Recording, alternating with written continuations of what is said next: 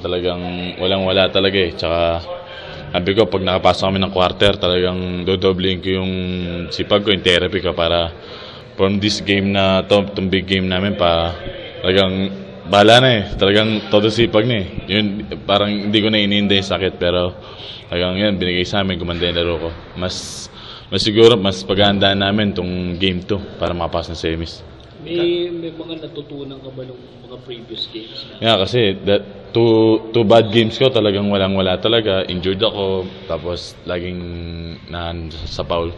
Tapos ito talagang consistent talaga ako na sabi ko, iwas ko yung foul ko para gumanda yung laro ko. Yun nga, naiwas ko tapos doon na sunod-sunod na yung ginagawa ko kaya na-enjoy ko yung laro ko kaya gumaganda eh.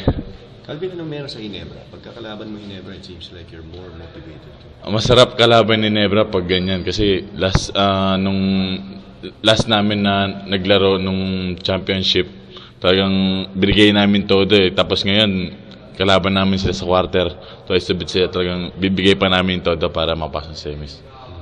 How was it to match up with big frontline, athletic, malalaki? Yeah, ang lalaki pero ang ginawa namin talagang tiyaga lang talaga eh. Talagang teamwork kami kung paano namin sila didepensa, paano kami makakakuha ng opensa sa kanila kasi grabe yung mga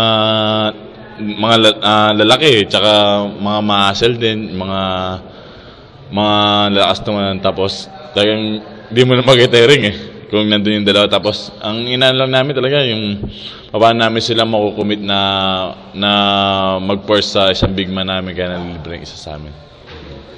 Pero tingin niya na-expose mo yung weakness nila? Oo, na limitan namin yung mga big man nila na umiscore na ganun kadami. Tsaka yung big man namin talagang todo sakripisyo para tapatan sila eh. So 3 straight wins, 3 games in 4 days. Gaano Pagod sa amin yun, kaya siguro bukas take a rest kami. Tapos paghahanda namin by Friday para sa big game by Saturday. Ano yung expect mo by Saturday? More power pa na, more aggressive pa na gagawin namin para tuluyan namin silang talunin. May sinabi ka ba kay Mark? Wala naman.